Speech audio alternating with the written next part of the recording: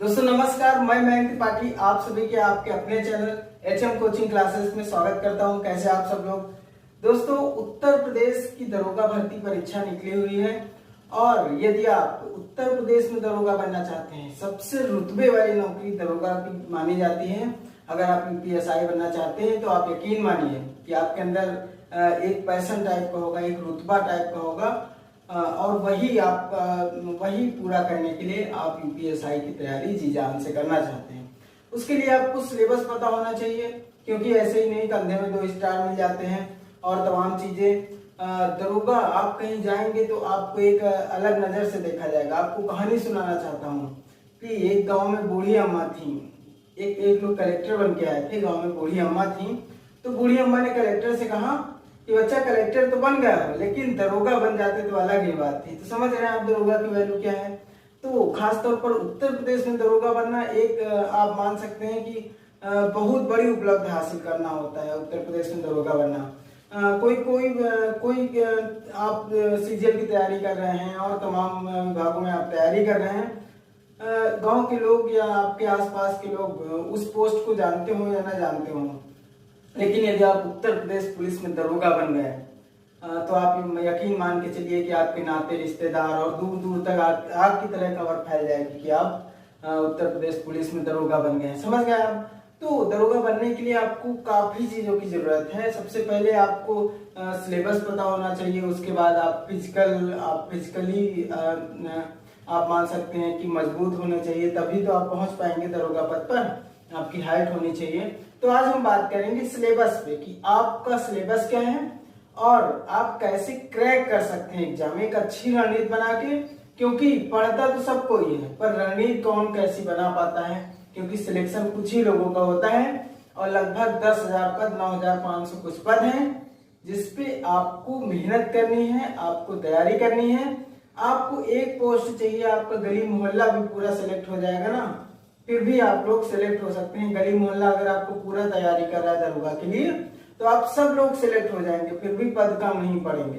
तो आपको तो एक ही पोस्ट चाहिए, एक ही पोस्ट में सिलेक्ट हो सकते हैं और 9,500 कुछ पद हैं आपकी परीक्षा में। ठीक है, बहुत ज्यादा पद होते हैं। किसी किसी राज्यों में इतने पद तो सिपाही पद के लिए नहीं आते हैं, कांस्टेबल पद के लिए 9,500 पद नहीं आते हैं, लेकिन दरोगा भर्ती उत्तर प्रदेश में बहुत ज्यादा पद आए हैं और आप इनको आसानी के साथ क्रैक कर सकते हैं दरोगा।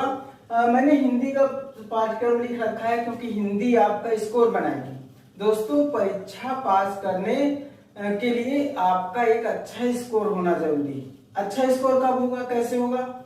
आपके जैसे मान लीजिए 4 विषय आ रहे हैं आपकी परीक्षा में, तो उसमें एक विषय हिंदी है जहां पे आप 35+ स्कोर कर सकते हैं। वो भी आप मान सकते हैं थोड़ी बहुत मेहनत कर लीजिए, 35+ स्कोर हो जाएगा और आपकी UPSI परीक्षा में जो सिलेबस में है वहां पे थोड़ी बहुत मेहनत नहीं, बहुत मेहनत की जरूरत। लेकिन हिंदी में अगर आप थोड़ी बहुत मेहनत करते हैं, एक सटीकता के साथ आप पढ़ते हैं, तो यकीन मानिए कि आप 35+ प्रश्न सही करेंगे, जिससे आपका स्कोर बहुत अधिक यानी कि आप मान सकते हैं कि आप सिलेक्शन तक पहुंच सकते हैं हिंदी के सहारे। हिंदी की उपयोगिता इतनी है जितनी कि मैथ, रीजनिंग और GS की है। आप समझ पा रहे हैं। हिंदी का समान वेटेज 100 नंबर के 4 खंड होंगे, जिसमें हिंदी भी 100 ही नंबर की है। तो हम हिंदी को लापरवाही से क्यों लें, जब दरोगा बनने के लिए हिंदी का उतना ही रोल है जितना आप GS पढ़ते हैं, जितना आप मैथ पढ़ते हैं और जितना आप रीजनिंग पढ़ते हैं। और हम तो इसको दूसरे नजरिए से देखते हैं। मैं आपको बताना चाहूंगा कि आप GS पढ़ेंगे तो आपको 3-3 खंड पढ़ना पड़ेगा। आप मैथ पढ़ेंगे तो आपको 2-2 खंड पढ़ने हैं। सिलेबस मैंने लिख रखा है, देखिए यहाँ पे देखिए GS में 3 खंड है, मैथ में 2 खंड, रीजनिंग में भी 3 खंड। लेकिन अगर आप हिंदी पढ़ रहे हैं तो हिंदी में कुछ बहुत ज्यादा स्पेशल है नहीं। हिंदी ग्रामर है और हिंदी के जो कवि हैं वो आपको तैयार करने, बस आपकी हिंदी कंप्लीट हो गई। ठीक, तो सबसे पहले हम हिंदी की बात करेंगे कि हिंदी में सिलेबस क्या है और आपका ओवरऑल सिलेबस कैसे डिसाइड होगा और उसके बाद आप कैसे क्वालिफाई करेंगे। आपको बता दें कि मिनिमम 35% हर सेक्शन में नंबर लाना जरूरी। ठीक है, जैसे मान लीजिए 40 प्रश्न है आपके, तो 14 नंबर आपके 40 में से 14 नंबर आपको लाना बहुत जरूरी है। तभी आप हर सेक्शन में, अगर आप क्वालिफाई नहीं होंगे तो आप बाहर कर दिए जाएंगे। मिनिमम 200 नंबर आपको चाहिए और हर सेक्शन में मिनिमम 14 प्रश्न आपके सही होने चाहिए, तभी आप फिजिकल के लिए क्वालिफाई माने जाएंगे। ये मिनिमम क्वालिफिकेशन, ठीक। और तो ज्यादा, अगर लोग ज्यादा नंबर लाएंगे तो फिर मेरिट बेसिस पे क्वालिफाई किए जाएंगे, ठीक है, समझ गए आप। पर इतना होना ही चाहिए, नहीं तो आपकी मेरिट भी नहीं बनेगी। तो हिंदी में देखेंगे, हिंदी में 40 प्रश्न आएंगे और हर सेक्शन में 40 प्रश्न आएंगे। हिंदी, मैथ, रीजनिंग और जीएस, इन सब में 40 प्रश्न आएंगे, जिसमें हिंदी में भी 40 प्रश्न है और 100 अंकों की परीक्षा है। 40 में आप अगर 14 प्रश्न सही करते हैं तो हिंदी में पास माने जाएंगे। लेकिन आपको यहाँ पे 14 नहीं, आपको 34 प्लस प्रश्न आप यहाँ पे सही करते हैं। और जो सिलेक्ट होंगे ना हिंदी में, यूपीएसआई में जिनका सिलेक्शन होगा वो यहाँ पे 34 से 35 प्लस प्रश्न सही करेंगे। सबसे ज्यादा स्कोर यहाँ से बनाएंगे, उसके बाद वो रीजनिंग से स्कोर बनाएंगे, ठीक। फिर मैथ, फिर जीएस, इस हिसाब से सबकी अलग अलग रणनीति होती है और मैं आपको कुछ रणनीति यहाँ पे बताऊंगा। तो 34 प्रश्न आप कैसे करेंगे ये मैं आपको बताना चाहता हूँ। सिलेबस पहले देख लीजिए है क्या क्या। हिंदी और अन्य भारतीय भाषाएं, देखिए सामान्य हिंदी के पाठ्यक्रम में हिंदी के साथ जो अन्य भारतीय भाषाएं वो भी यहाँ पे इंक्लूड की गई। जैसे प्रश्न ऐसे आ सकता है, ब्रज भाषा कहाँ बोली जाती है, ठीक। तो आप समझ रहे ना किस टाइप की भाषा है। तो यहाँ से एक प्रश्न आता है, 1 से 2 प्रश्न, अधिकतम 2 प्रश्न। मैंने आपको बताया था कि मैं आपके लिए एक किताब लेके आया हूँ जिसमें प्रीवियस ईयर पेपर दे रखे हैं, उसके 23 सेट दे रखे हैं, जिनका मैं एनालिसिस कर रहा हूँ। उसी एनालिसिस बेसिस पे मैं यहाँ पे बताऊंगा कि मैंने जो एनालिसिस किया उसमें पाया है कि इस सेक्शन से 1 से 2 प्रश्न आ रहे हैं। तो ये महत्वपूर्ण हो जाता है। 1 से 2 प्रश्न भी आपके लिए महत्वपूर्ण है। 1 प्रश्न 2.5 नंबर का है, 2 प्रश्न 5 नंबर का है, आपके 5 नंबर की बात हो जाती है यहाँ से। तो समझ रहे हैं आप। और उसके बाद जो हिंदी व्याकरण का मौलिक ज्ञान है, सबसे महत्वपूर्ण सेक्शन ये वाला है। यहाँ पे आपकी पूरी हिंदी व्याकरण है, ये देखिए, ये हिंदी व्याकरण है आपकी, ये वाला सेक्शन। यहाँ पे आपको आप मान सकते हैं 30 प्लस प्रश्न मिलेंगे, 30 या 30 से ज्यादा, 30 से कम नहीं। सबसे महत्वपूर्ण सेक्शन है, 30 प्रश्न यहाँ से मिलेंगे हिंदी व्याकरण से। और हिंदी व्याकरण में है क्या, हिंदी वर्णमाला है, तत्सम तद्भव है, पर्यायवाची है, विलोम है, अनेकार्थक शब्द है, वाक्यांशों के स्थान पर एक शब्द है, समरूपी भिन्नार्थक शब्द है, ठीक है। अशुद्ध वाक्यों को शुद्ध करना है, लिंग है, वचन, कारक, सर्वनाम, विशेषण, क्रिया, काल, वाक्य, अव्यय, उपसर्ग, प्रत्यय, संधि, समास, विराम चिन्ह, मुहावरे एवं लोकोक्तियां, रस, छंद, अलंकार। दोस्तों ये हिंदी ग्रामर है। अगर आप ये जितना लिखा है ना, जितना बोर्ड ने सिलेबस में दिया है, आप अगर इतना ही पढ़ लेंगे ना तो आप यहाँ से 30 प्लस प्रश्न सही कर ले जाएंगे। आपकी एक बहुत बड़ी टेंशन खत्म हो जाएगी। क्यों? क्योंकि 40 प्रश्नों में 30 प्रश्न आप यहाँ से निकाल ले जा रहे हैं, तो आपकी आधी से ज्यादा टेंशन यहीं पे खत्म हो जाएगी हिंदी की, ठीक है। हिंदी वर्णमाला में आप मानिए 1 से 2 प्रश्न यहाँ से पूछा जा रहा है, यहाँ से भी 1 से 2 ही प्रश्न पूछा जा रहा है। किसी में 1 से 2, किसी में 1 प्रश्न, किसी में 2 प्रश्न, अलग अलग सेट हैं। और उन सेट में किसी में 1 प्रश्न, किसी में 2 प्रश्न, कहीं कहीं किसी सेट में 3 प्रश्न, कहीं कहीं किसी टॉपिक में पूछे जा रहे हैं। पर्यायवाची है, यहाँ पे भी 1 से 2 ही प्रश्न आ रहे हैं, यहाँ पे भी 1 से 2 ही प्रश्न आ रहा है। अनेकार्थक में भी 1 से 2 प्रश्न आ रहा है, ठीक। वाक्यांशों के स्थान पर एक शब्द यहाँ से भी किसी एग्जाम में पूछ रहा है, किसी सेट में किसी में नहीं पूछ रहा है, ये सारी चीजें। अशुद्ध वाक्यों को शुद्ध करना, यहाँ से भी 1 से 2 प्रश्न आ रहा है, ठीक है। ये लिंग, वचन, कारक, यहाँ से सब में से 1 से 2 प्रश्न लगातार पूरे सेटों में लगातार पूछे गए हैं, ठीक। उपसर्ग प्रत्यय में पूछा गया। संधि में 2 से 3 प्रश्न आ रहे हैं, ठीक है, 2 से 3 प्रश्न। समास से भी 1 से 2 प्रश्न मान के चलिए, समास से भी पूछा जा रहा है। विराम चिन्ह से भी 1 से 2 प्रश्न आ रहे हैं। मुहावरे लोकोक्तियों से 4 से 5 प्रश्न आ रहे हैं। मुहावरे एवं लोकोक्तियां, दोस्तों मुहावरे लोकोक्तियां आप बचपन से पढ़ते हुए चले आ रहे हैं। आप क्या करते हैं, जब हिंदी को आप जब लापरवाही से लेते हैं तो मुहावरे एवं लोकोक्तियां नहीं पढ़ते हैं। और यूपीएसआई की परीक्षा में मैंने देखा है कि जो ऑप्शन है, ऑप्शन से आपको जबरदस्त तरीके से कंफ्यूज किया जा रहा है। ऑप्शन के सहारे अगर ऑप्शन सरल दे दे, ऑप्शन एक जैसे ना दे, तो फिर आप मुहावरे एवं लोकोक्तियां बहुत आसानी के साथ सही से कर सकते हैं। क्योंकि यूपीएसआई एक रुतबेदार पोस्ट है, सबको नसीब नहीं होती है, इसलिए यहाँ पे ऐसे मतलब चुनिंदा प्रश्न और चुनिंदा ऑप्शन दिए जाते हैं, जिससे अगर आपके अंदर यूपीएसआई बनने की क्वालिटी है तभी आप ये सेक्शन सही कर पाएंगे, नहीं तो फिर आप कंफ्यूज हो जाएंगे, फंस जाएंगे और प्रश्न गलत कर देंगे। तो आपको गलत नहीं करना है, आपको पढ़ना है इसको। आपको मैं जानता हूँ मुहावरे लोकोक्तियां आती हैं, लेकिन आपको पढ़ना है, ठीक है, समझ गए। तो 4 से 5 प्रश्न यहाँ मिलेंगे। रस में 1 से 2 प्रश्न, छंद से भी 1 से 2 प्रश्न, अलंकार से 4 से 6 प्रश्न पूछे गए। अलंकार बहुत महत्वपूर्ण टॉपिक, यूपीएसआई की मैंने जितने भी पेपर एनालिसिस किए उसमें अलंकार से 4 से 6 प्रश्न, मुहावरे लोकोक्तियों से 4 से 5 प्रश्न, और सबसे 1 से 2 1 से 2 1 से 2 इस टाइप से प्रश्न पूछे गए हैं। कुल मिला के ग्रामर सेक्शन से 30 प्लस प्रश्न पूछे गए हैं।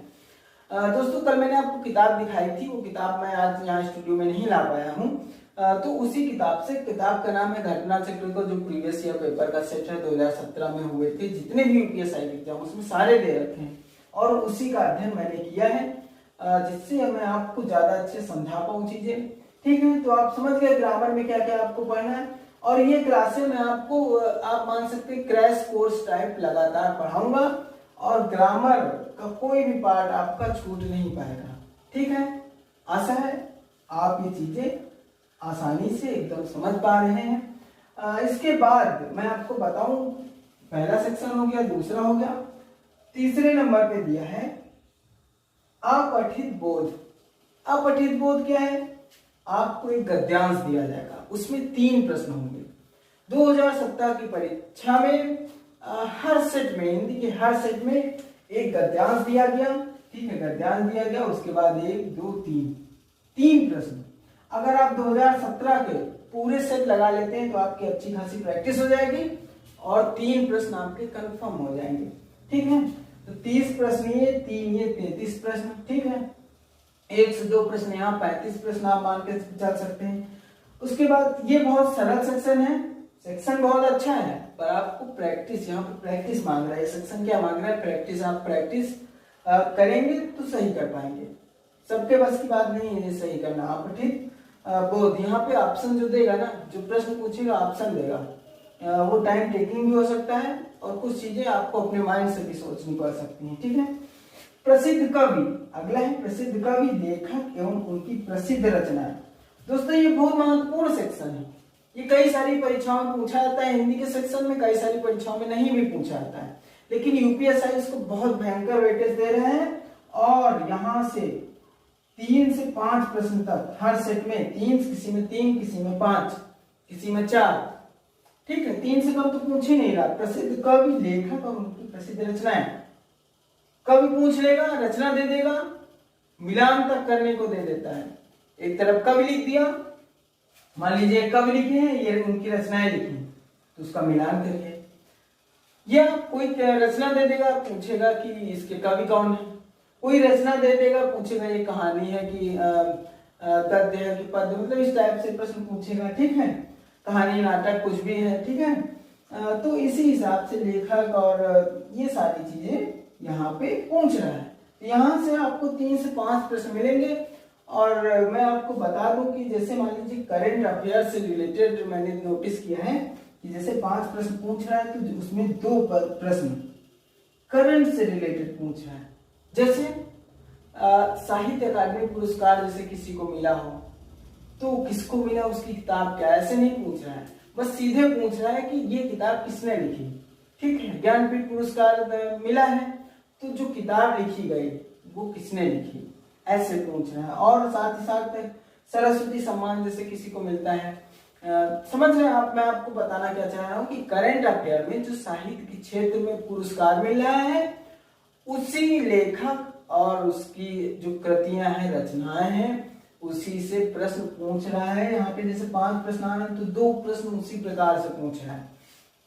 तो आप जो हिंदी का इतिहास है वहां से ये कवि, लेखक और उनकी प्रसिद्ध रचनाएं तो पढ़ेंगे ही, साथ ही साथ जब आप जीएस के लिए करंट अफेयर पढ़ेंगे तो वहां से भी ये सेक्शन आपके लिए महत्वपूर्ण हो जाता है। बस आप इतना जान लीजिए।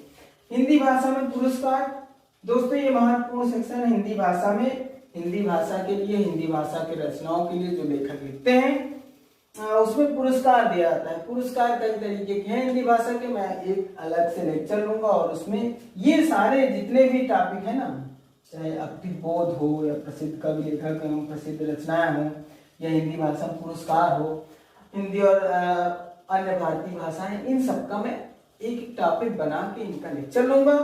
मैं आपको क्लास इनकी प्रोवाइड कराऊंगा और मैं इस बात का आपको गारंटी देता हूं कि जो क्लास लूंगा उसी क्लास से आपके प्रश्न 90% फंस जाएंगे। ठीक है, 100% नहीं कह सकता हूं, पर 90% से ज्यादा आप मान सकते हैं। जैसे मान लीजिए 5 प्रश्न आ रहे हैं तो 4 प्रश्न आपकी परीक्षा में आ जाएंगे। ठीक है, तो हिंदी भाषा में जो पुरस्कार होंगे, हिंदी भाषा में जो पुरस्कार हैं वो करंट से रिलेटेड भी आते हैं और जो पहले दिया जा चुका है वो भी।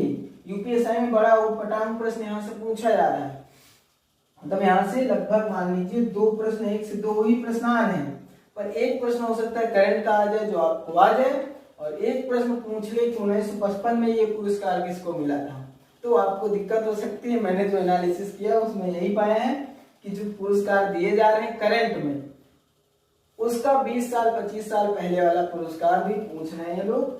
तो आप समझ रहे हैं ना, कुछ चीजें छोड़ने के लिए आती हैं कि आपको उन्हें छोड़ देना है। तो इसीलिए यहाँ पे कहानी क्या है, 34+ या 35+। दोस्तों यहाँ से आप जब ज्यादा स्कोर कर ले जाएंगे तो आपकी क्या है, जो मिनिमम क्वालिफाइंग मार्क्स बताए गए हैं कि 200 नंबर, कितना, कि आपके मिनिमम 200 नंबर होने चाहिए। ठीक है, यानी कि 80 प्रश्न आपके सही होने चाहिए। 80 प्रश्न आपके सही होंगे तब 200 नंबर का होगा। पहली बात, 40 नंबर में 100 नंबर, तो 80 में 200।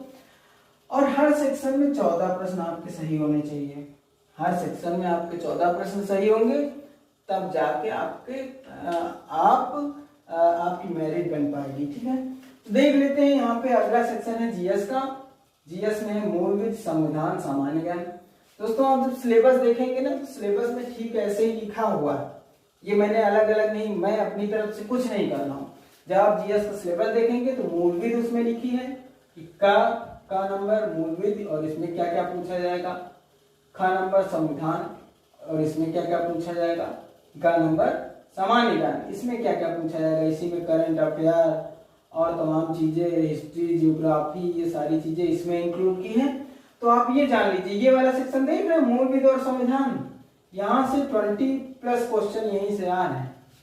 मैंने जो एनालिसिस किया है ना उसमें ये पाया है कि ये मूलविद और जो संविधान है यहीं से 20 के आसपास क्वेश्चन आ रहे हैं। किसी किसी परीक्षा में 20+ क्वेश्चन तक मूलविद और संविधान से पूछ रहा है। मूलविद से मान लीजिए लगभग 8 प्रश्न आ रहे हैं और 12 प्रश्न लगभग संविधान से आ रहे हैं। तो संविधान आप पहले से पढ़े हुए हैं, इसलिए संविधान आप एक बार और अच्छे से पढ़ लीजिए तो आपके 12 से 14 और मूलविद भी पढ़ लेंगे तो आपका जीएस में पास होने भर का काम हो जाएगा। अगर आप सामान्य विज्ञान में करंट अफेयर पढ़ते हैं, हिस्ट्री, जियोग्राफी और तमाम चीजें, इन्वायरमेंट वगैरह पढ़ लेते हैं, फिर तो आपका एक अच्छा खासा स्कोर बन जाएगा। यहाँ से आप लगभग 25 से 30+ स्कोर कर सकते हैं। ठीक है दोस्तों, आप अगर इसका एनालिसिस करेंगे, 2017 का पेपर उठा के देखेंगे तो आप ये मानेंगे कि ये जो 25 और 30+ प्रश्न है ना, ये लाना बहुत बड़ी बात है। आप जब देखेंगे तो पाएंगे कि 2017 में लोग एक प्रश्न से रह गए थे, 50% प्रश्न नहीं सही कर पाए थे। जो बड़े बड़े धुरंधर टैलेंटेड लोग थे ना, जो मैथ और रीजनिंग और हिंदी में 30 35+ प्रश्न लेके आए थे, वो जीएस में पिछले बार क्या था कि 50%, यानी कि 40 में 20 प्रश्न लाना जरूरी था। जैसे इस बार 40 में 14 लाना जरूरी है, वैसे पिछली बार 50% लाना जरूरी था, यानी कि 40 प्रश्नों में 20 प्रश्न आपके सही होने चाहिए। और लगभग 50% लोगों का जीएस सेक्शन में 40 में 20 से कम ही रह गया। समझ पा रहे हैं आप? तो इस बार 35% कर दिया गया, जो 50% की शर्त है ना उसे घटा के 35% कर दिया गया। तो फिर भी आप अगर 25+ या 30+ स्कोर कर लेते हैं तो ये मान के चलिए कि आपको बहुत अच्छा स्कोर हो गया जीएस में। ऐसे ही अगला सेक्शन है मैथ। मैथ के दो सेक्शन, एक है संख्यात्मक योग्यता परीक्षा, यहाँ पे आपका number system, percentage, profit loss, average और तमाम चीजें जितनी भी मतलब आप जनरल कंपटीशन में मैथमेटिक्स पढ़ते हैं और देते हैं, वो सारा सेक्शन है संख्यात्मक योग्यता परीक्षा। ठीक है, इसे रखा गया है खंड का में। फिर अगला है खा, मैथ में ही खा खंड है, जिसे कहा गया है मानसिक योग्यता परीक्षा। मानसिक योग्यता परीक्षा आप मान सकते हैं रीजनिंग का पार्ट। अगर आप ये देख रहे हैं, मेरी क्लास ये देख रहे हैं, तो आपको बहुत ज्यादा बेनिफिट होने वाला है। क्यों? ये रीजनिंग का पार्ट, मानसिक योग्यता परीक्षा, रीजनिंग, क्योंकि सिलेबस में ये दे रखा है कि इसमें क्या क्या आ रहा है, तो इसमें number system, average, profit and loss, ये सब आ रहा है। जब मानसिक योग्यता परीक्षा आप देखेंगे खा खंड, तो इसमें देखेंगे कि जो रीजनिंग के टॉपिक हैं वो दे रखे हैं मैथमेटिक्स में। इसका मतलब क्या हुआ कि यहाँ पे लगभग 10 प्रश्न किसके हैं? रीजनिंग के। तो रीजनिंग के 40 प्रश्न हो रहे हैं, हर सेक्शन 40 नंबर का है, माफ करिए 40 प्रश्नों का है। लेकिन ये जो 10 प्रश्न यहाँ पे मैथ में रीजनिंग के पड़े हैं, इनको अगर आप ऐड कर देते हैं तो रीजनिंग 50 प्रश्नों की हो जाती है। और अगर आपकी रीजनिंग बहुत अच्छे से तैयार है तो आप मान सकते हैं कि रीजनिंग 50 प्रश्नों की आ रही है। आप जब सिलेबस देख लेंगे तो आपको एक अलग नजरिए से देखेंगे कि आपको पढ़ना कैसे। जो लोग सिलेबस नहीं देखे हैं उनकी अच्छी तैयारी हो ही नहीं सकती। क्यों? वो जानते ही नहीं कि हमें क्या पढ़ना क्या नहीं पढ़ना। वो सोचते हैं कि हमें 40 प्रश्नों की रीजनिंग पढ़नी है, जबकि आपको पढ़नी कितने प्रश्नों की? 50 प्रश्नों की। क्यों? क्योंकि मैथ तो सिर्फ मान के चलिए 30 ही प्रश्न आएंगे मैथ के, और यहाँ पे जिसको मैथ नहीं आती उसको बहुत बड़ा वेटेज मिलने वाला है। आपको मैथ नहीं आती, मैथ के 30 ही प्रश्न आएंगे।